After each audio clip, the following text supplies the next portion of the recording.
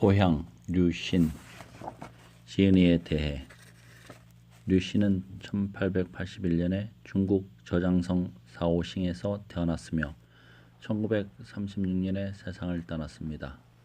중국의 고리키, 러시아의 세계적인 작가라 일컬어지며 류신은 특히 젊은 작가들로부터 존경을 받았으며 그가 죽었을 때는 만여 명의 군중들이 장례식에 참석했습니다.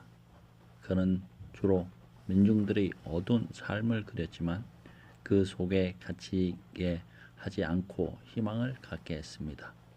이 작품의 마지막 부분에서도 그의 뜻이 나타납니다. 희망이라는 것은 땅 위에 있는 길과 같은 것으로 땅 위에는 원래 길이 없었으나 사람들이 많이 다니다 보니 저절로 생겨난 것이다. 주요 작품으로는 광인일기, IQ 정전, 공을기 등이 있습니다. 고향 류신. 때는 한겨울이었습니다. 외로운 추위를 무릅쓰고 나는 20년 만에 고향을 찾아 이천여리를 숨차게 오는 중이었습니다. 날씨는 점점 더 추워지고 차디찬 바람이 윙윙거리며 선실 안으로 불어들었습니다.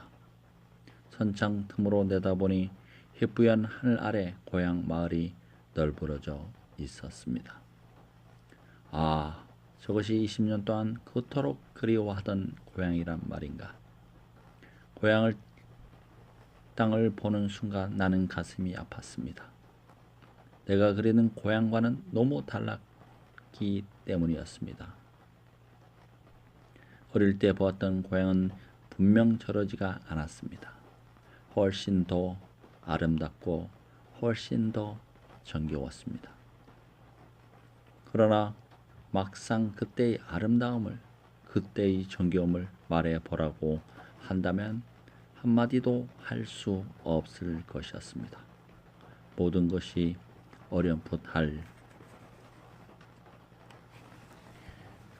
뿐 분명하게 기억하는 것은 하나도 없기 때문이었습니다. 나는 곧 마음을 가라앉혔습니다.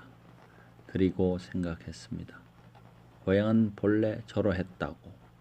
변한 것은 고향이 아니라 내 자신이라고.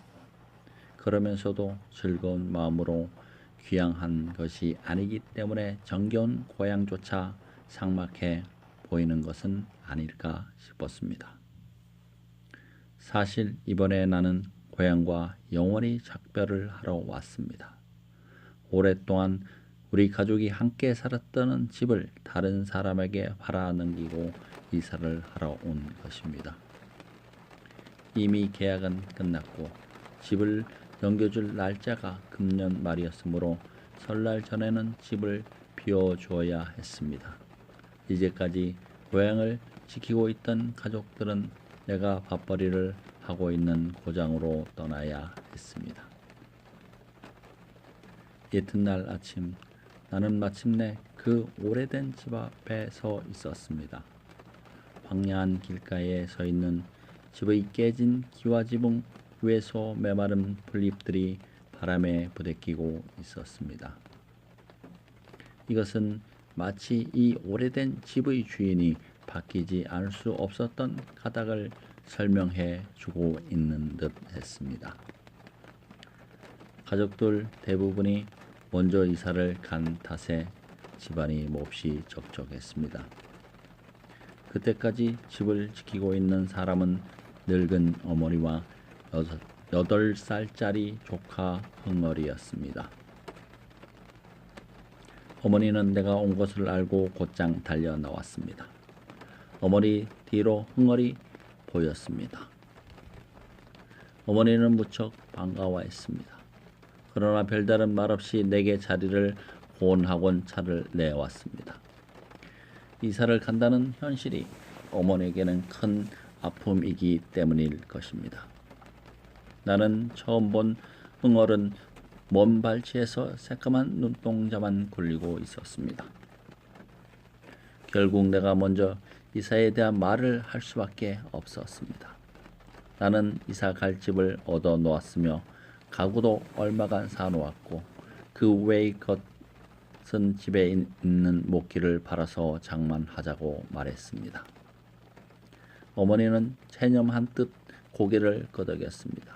그러면서 하는 말이 짐은 대충 꾸려 놓았으며 목기는 멀리 운반하기 불편하여 대강 팔아치웠으나 몇 푼 받지는 못했다고 했습니다. 하루 이틀 쉬고 나서 일가 친척들을 찾아뵙도록 해라. 그런 다음에 떠나는 것이 좋겠구나.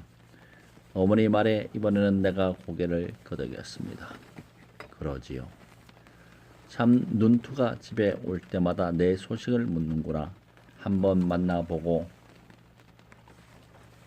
싶다고 하더라. 그래서 이번에 내가 온다고 하기에 어린 날짜를 알렸다. 아마 곧 올 게다. 어머니 말에 내 머릿속에는 한 폭의 아름답고 정겨운 그림이 펼쳐졌습니다. 짙은 쪽빛 하늘에 둥근 달이 걸려있고 바닷가 모래밭에는 끈이 안 보일 만큼 검푸른 수박이 뒹굴어져 있는 그림이었습니다. 그 속에 12살쯤 되어 보이는 소년이 목에 은목걸이를 걸고 있었습니다. 소년은 차를 향해 힘껏 새 갈퀴를 내리꽂았습니다. 그러나 그놈의 차는 재빨리 몸을 돌리더니 소년의 가랑이 밑으로 도망쳤습니다. 그 셀과키를 휘두른 소년이 바로 눈투였습니다. 지금으로부터 30여 년 전의 일로 나도 10살 남짓하는 어린 아이였습니다. 그때는 아버지가 살아계시고 형편도 좋아 나는 부잣집 도련님 행세를 하고 있었습니다. 그에 우리 집안에는 큰 제사가 있었습니다. 30여 년 만에 한 번씩 돌아오는 제사로 집안 사람들 모두가 정중하게 모셨습니다. 제사는 정월에 있었는데 재물도 무척 많았고 제기도 가장 좋은 것을 썼습니다. 그런데 참배하는 사람들이 너무 많아 제기들이 도난당하지 않도록 각별하게 신경을 써야 했습니다.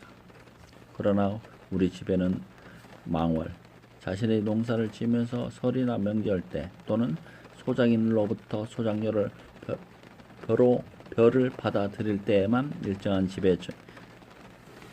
집을 정해 일해주는 사람이 한 사람뿐이었습니다. 그 마을이 혼자서는 손이 모자라니 자신의 아들 눈투를 불러다가 제기를 지키게 했으면 좋겠다고 했습니다. 아버지는 기꺼이 승낙했고 나는 무척 기뻤습니다. 눈투에 대해 일찍부터 들었기 때문이었습니다. 눈투는 나와 같은 또래이며 윤달에 태어났으나 오행, 동양 철학에서 모든 물질의 근본인 5가지 온소, 쇠, 나무, 물, 불, 흙을 이루는 말이다. 흙인 토가 빠졌으므로 그의 아버지가 눈투 한자로는 윤토라고 이름 지었다고 했습니다. 또 그애는 광주리를 이용해 작은 새들을 잘 잡는다고 했습니다. 그날부터 나는 날마다 설이 되기를 기다렸습니다. 설이 오면 눈투도 올 것이기 때문입니다. 마침내 연말에 접어든 어느 날 어머니가 눈투가 왔다고 했습니다. 나는 한 걸음에 뛰어나갔습니다. 눈투는 주방에 있었습니다. 발그레한 둥근 얼굴에 조그만 모자를 썼으며 목에는 번쩍번쩍 빛나는 은목걸이가 걸려 있었습니다. 그것을 보고 나는 눈투 아버지가 얼마나 눈투를 사랑하고 있는지 알 수 있었습니다. 아들이 죽을까 염려해서 신령님께 빌고 저렇듯 굴레까지 씌워 잡아두려는 것이었습니다. 눈투는 몹시 수줍음을 타서 자꾸 아버지 뒤에 숨었습니다. 그러나 나에게는 호기심을 보여 우리는 사람들이 없을 때면 이야기를 나눴습니다. 그러다 반나절도 못되어 친구가 되었습니다. 그때 우리가 무슨 얘기를 했는지 잘 기억이 나지 않습니다. 다만 눈투가 몹시 신이 나서 성원에 가서 신기한 여러 가지 것을 보았다고 말했던 것이 기억납니다. 이튿날 내가 새를 잡아달라고 하자 눈투는 눈을 동그랗게 뜨고 말했습니다. 이런 날에는 안 돼. 새는 눈이 많이 와야 잡을 수 있어. 우리 마을에서는 눈이 내리면 한 군데를 쓸어 빈터를 만들어. 그런 다음에 짧은 나뭇가지로 큰 대나무 광주리를 버티어 놓고 그 밑에 쌀개를 뿌려 놓아. 그러면 새들이 와서 쪼아 먹거든. 그때를 보았다가 멀리서 나뭇가지를 동요 맨 줄을 살짝 당기면 새들이 광주리 속에 갇히는 거야. 무슨 새든 그렇게 하면 다 잡을 수가 있어. 참새, 뻘쪽새, 비둘기, 파랑새. 눈토 말에 나는 눈이 오기만을 기다렸습니다. 지금은 너무 추워서 안 되고 여름이 되면 우리 마을에 놀러와. 우린 낮에 바닷가로 조개 껍데기를 주우러 가. 빨간 것도 있고 파란 것도 있어. 귀신기나 관음수 같은 조개도 있어. 그리고 밤에는 아버지를 따라 수박을 지키러 가. 그때 너도 같이 가자. 도둑을 지키니? 아니, 우린 길 가던 사람이 목말라서 수박 하나쯤 딱 먹는 것은 도둑으로 치지 않아. 그런데 두더지랑 고슴도치랑 차들은 꼭 지켜야 해.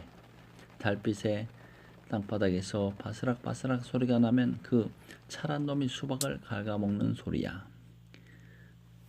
그러면 즉시 작사를 잡고 살금살금 다가가서 나는 그때 차라는 놈이 어떤 동물인지 알지 못했습니다. 지금도 모르기는 마찬가지지만 단지 어렴풋이나마 오소리같이 생긴 사납고 흉물스러운 동물을 상상했을 뿐이었습니다.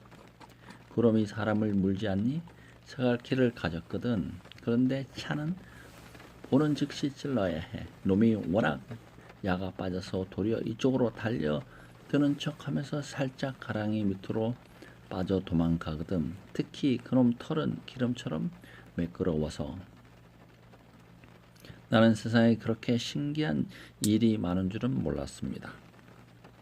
바닷가에 오색의 조각 껍데기가 있고 수박에도 그와 같이 위험한 내력이 있는 줄은 정말 몰랐습니다. 수박은 오직 과일 가게에서 내놓고 파는 것으로만 알고 있었으니 바닷가 모래밭에 민물이 무렵이면 여러 가지 날고기들이 마구 뛰는데 모두 청개구리 같아 두 발이 달렸어. 룬트의 머릿속에는 그토록 무궁무진하게 신기한 일들이 간직되어 있었습니다. 다른 친구들은 알지 못하는 그런 일들이었습니다. 눈투가 바닷가에 있을 때 다른 친구들은 나와 똑같이 뜰 안의 담장 위에 높다랗게 떠있는 네모진 하늘만을 우러러 볼 뿐이었습니다. 정오는 금방 지나갔습니다. 눈투는 그만 집으로 돌아가야 했습니다. 나는 너무나도 안타까워 큰 소리로 울었습니다. 눈투도 주방에 숨어서 안 가겠다고 발부동 쳤습니다. 그러나 결국에는 자기 아버지 손에 이끌려 가버리고 말았습니다. 그 후 눈투는 자기 아버지 편에 조각 껍데기 한 꾸러미와 아주 예쁜 새털 몇 개를 보내주었습니다. 나도 한두 차례 선물을 보냈습니다. 그러나 다시 만나지는 못했습니다. 어머니가 눈투 이야기를 하자 그때의 기억이 번개불처럼 되살아나서 마치 눈앞에 보이는 듯 했습니다. 그거 참 잘됐군요. 그 사람 어떤가요? 그 사람? 눈투 말이에요.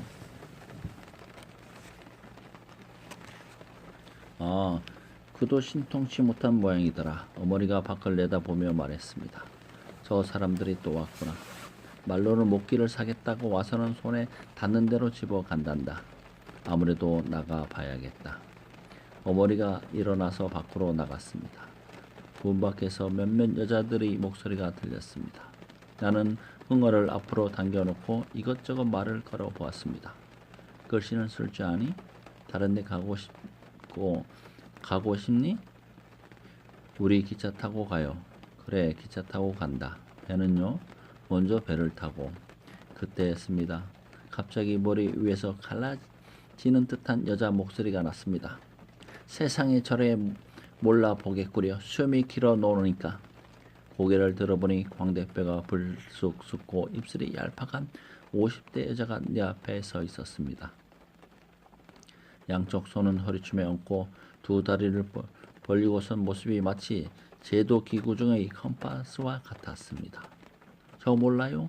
제가 안아드린 적도 있는데 그러나 나는 전혀 알 수가 없었습니다. 그때 마침 어머니가 들어오셨습니다.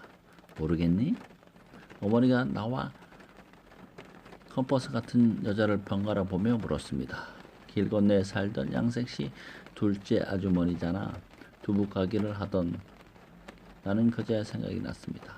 내가 어렸을 때 길 건너 두부 가게에 하루 종일 앉아있던 양신의 둘째 아주머니.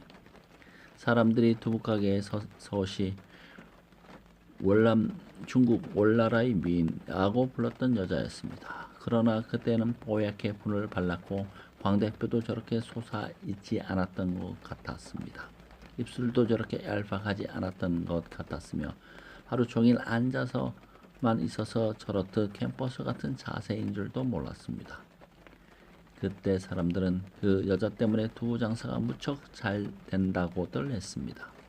그런 내 태도에 컴퍼스는 대단히 불만스러워했습니다. 마치 프랑스 국민으로서 나폴레옹을 모르고 미국 국민으로서 워싱턴을 모르는 것처럼. 잊었다고요? 하기는 귀하신 양반이 그렇지. 아닙니다. 그럴 리가 있겠습니까? 나는 미안해서 자리에 일어났습니다. 정 그렇다면 내 말 좀 하리다.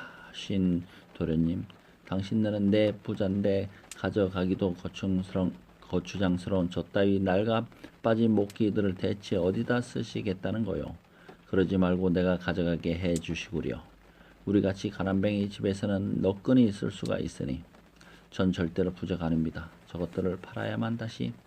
세상에, 당신이 부자가 아니라고요?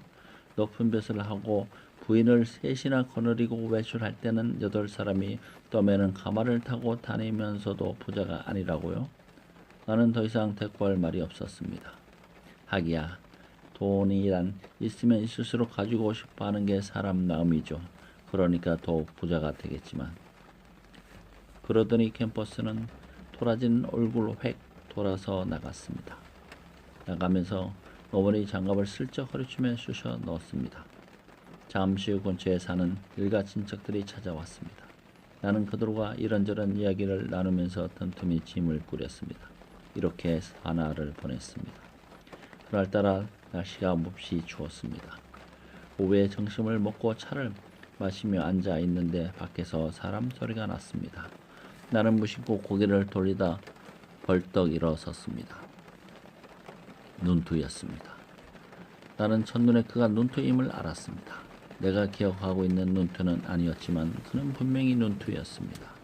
아, 발그레하고 동그랬던 얼굴이 언제 저렇게 변했을까? 눈투는 뚱뚱한 몸집에 얼굴에는 깊은 주름이 파여 있었습니다. 눈도 자기 아버지처럼 두툼하고 붉게 부풀어 있었습니다. 바닷가에서 농사짓는 사람들은 하루 종일 바닷바람을 쏘이기 때문에 그렇게 되는 줄은 알고 있었지만 눈투가 그렇게 될 줄은 몰랐습니다. 종이꾸러미와 긴 담뱃들을 들고 있는 손도 내가 기억하고 있는 토실토실한 손이 아니었습니다. 그의 손은 거칠고 투박하고 온통 갈라져 있어 마치 소나무 껍질과도 같았습니다. 그는 낡아 빠진 털 모자를 쓰고 있었으며 얇은 속옷을 입고 있었습니다. 한눈에도 몹시 초라하고 쓸쓸해 보였습니다. 그러나 나는 나도 반가워 아무 말도 하지 못했습니다. 눈투형, 한참 만에야 겨우 이름을 불렀을 뿐이었습니다. 뾰족새, 날고기, 조개껍데기, 차 등등 속으로는 염자알처럼 수많은 말들이 쏟아져 나왔지만 못에 꽉 가로막힌 듯 머릿속에서만 뱅글뱅글 맴돌 뿐이었습니다. 우두커니 서 있는 그의 모습에도 반감이 넘치고 있었습니다. 그러나 그 역시 입술만 움찔거릴 뿐 아무 소리도 하지 못했습니다. 그러다 마침내 공경하는 태도로 한마디 했습니다. 나리. 그 말을 듣는 순간 나는 소름이 꽉 끼쳤습니다. 우리 사이에는 이미 두터운 장벽이 가로막고 있다는 것을 그 한마디로 깨달은 것이었습니다. 쉐이성 나리께 인사 올려라. 눈투가 등 뒤에 숨어있던 아이를 끌어냈습니다. 그 아이는 바로 30년 전 눈투였습니다.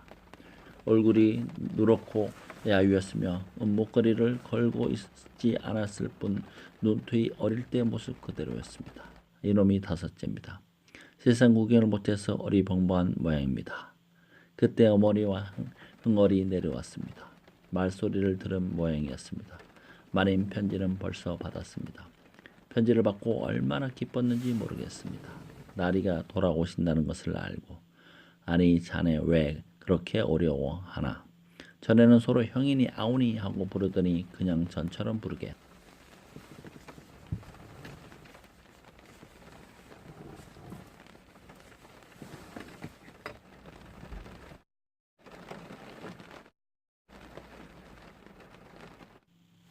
그냥 전처럼 부르게 어머니가 재미있다는 듯이 말했습니다. 원마님도 그때는 제가 어려서 뭘 몰라서 그랬던 거죠. 눈투는 다시 쇠이성에게 인사를 하라고 했습니다. 그러나 아이는 더욱 부끄러워할 뿐이었습니다. 그 애가 쇠이성인가? 다섯째지? 모두 낯선 사람들 뿐이니 수줍은 모양이구나. 저기 흥얼이한테 가서 놀아라. 어머니 말에 흥얼이 세이성에게 손짓을 했습니다. 세이성도 기다렸다는 듯이 쪼르르 흥얼에게 달려와 갔습니다. 그러고는 둘이서 어울려 밖으로 나갔습니다. 앉게 어머니가 의자를 권했습니다. 눈투는 잠깐 망설이다가 앉더니 긴 담뱃대를 탁자 옆에 기대놓고 종이 꾸러미를 내밀었습니다. 겨울이라 아무것도 없습니다. 이거 얼마 안 되는 청대콩이지만 제가 직접 농사 지어서 집에서 말린 겁니다. 날 있게 드리려고. 나는 그의 형편을 물었습니다. 무척 어렵습니다. 6째 농까지 거들어도 입에 풀칠하기조차 어렵습니다. 게다가 세상이 어수선하다 보니 여기저기에서 돈만 내라고 합니다. 수확은 엉망이고 그나마 수확한 것을 내다 팔아도 이것저것 세금만 뜯겨 본전도 못 거진답니다. 그렇다고 아예 팔지 않자니 그냥 썩혀 버리게 되고. 눈투는 머리를 저었습니다. 주름살이 깊게 파인 그의 얼굴은 아무런 표정이 없어 마치 설고상 같았습니다. 고통을 당하면서도 겉으로 표현하지 못한 오랜 습관 탓이려니 싶었습니다.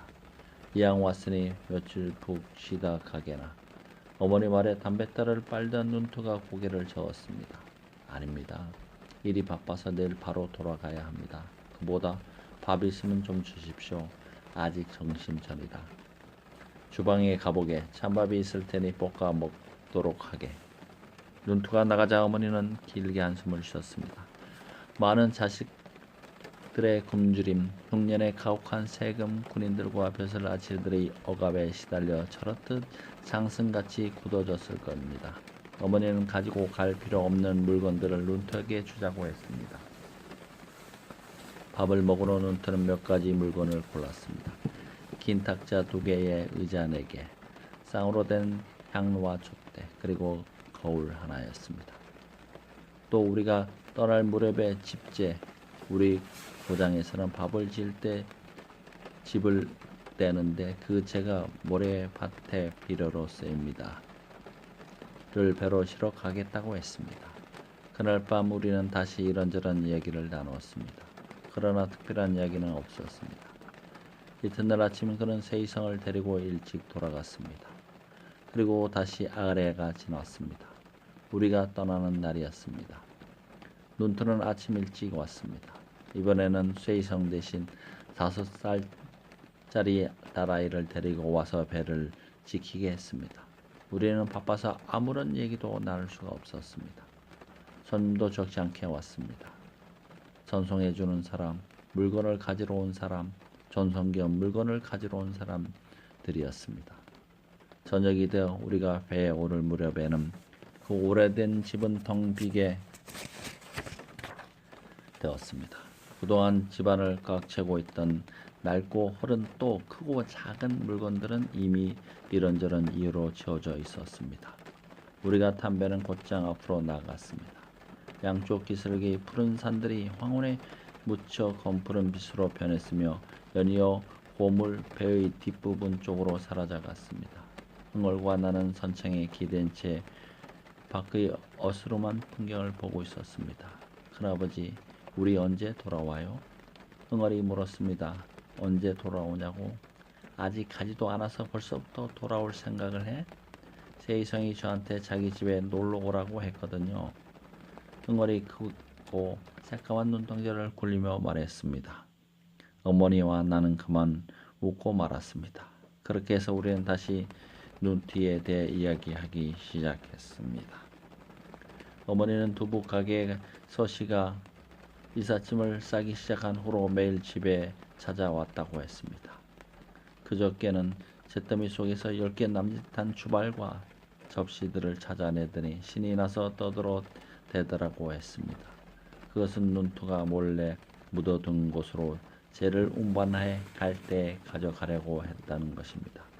그것을 찾아낸 공으로 고기살 닷 기르는 데 쓰는 기구를 집어들더니 재빨리 달아나는데 전족 여자아이가 서너 살이 되면 발을 천으로 꽁꽁 묶어 발이 크지 못하도록 하는 중국의 풍습을 한 여자가 그렇게 뒤꿈치 높은 신발을 신고도 정말 잽싸게 달아나는 것이었습니다. 옛날은 점점 멀어져 갔고 고향 산천도 점점 멀어져 갔습니다. 그러나 나는 아무런 미련도 느끼지 않았습니다. 다만 눈에 보이지 않는 담장이 사방에 둘러쳐져 있는 듯하여 외롭게 느껴졌습니다. 특히 수박밭의 은목거리를 한 어린 영웅의 모습이 점점 흐려지는 것은 영웅의 모습이 점점 흐려지는 것이 몹시 나를 슬프게 했습니다. 어머니와 흥얼이는 잠이 들었습니다. 나는 가만히 누워 배 밑바닥에 철썩철썩 부딪히는 물소리를 들었습니다. 이렇게 나는 나의 길을 가고 있었습니다. 눈토와는 다시 멀어졌지만 우리 어린 후배들이 있었으므로 끊어진 것은 아니었습니다. 흥얼이 세이성을 생각하는 한 우리 관계는 언제까지나 계속될 것입니다. 나는 이 아이들이 훗날에도 나와 눈토처럼 멀어지지 않기를 바랍니다. 또한 나와 같이 도돌이 생활을 하는 것도 원치 않습니다. 또 눈토와 같이 생활에 찌든 생활을 하는 것도 원치 않으며 그렇다고 주위 어려움도 모르고 제멋대로 사는 것도 원치 않습니다. 이 아이들에게는 새로운 생활, 우리가 마치 경험하지 못했던 생활을 해야 할 것입니다. 이와 같이 새로운 희망을 갖게 되자 나는 갑자기 두려워졌습니다. 눈토가 향로와 촛대를 갖겠다고 했을 때 나는 속으로 웃으며 생각했습니다. 그는 아직도 우상을 숭배하고 있구나 하고, 그러나 내가 말하는 희망이라는 것도 결국은 우상이 아닐까요? 다만 그의 우상은 절실하고 가까운 소망이고 나의 우상은 막연하고 먼 희망일 뿐이 아닐까요? 나는 흐릿한 눈으로 바닷가 초록빛 모래사장을 보았습니다. 검푸른 하늘에는 동그란 보름달이 떠 있습니다. 그 보름달을 보면서 나는 다시 생각했습니다. 희망이라는 것은 원래 있다고 할 수도 없고 없다고도 할 수도 없다고. 그것은 마치 땅 위에 있는 길과 같은 것으로 땅 위에는 원래 길이 없었으나 사람들이 많이 다니다 보니 저절로 생겨난 것이라고. 지인에 대하여 누씨는 1881년에 중국 저장성 사고싱에서 태어났으며 1936년에 세상을 떠났습니다. 중국의 고리키라는 칭송을 받고 있는 작가 누신이었습니다. 감사합니다.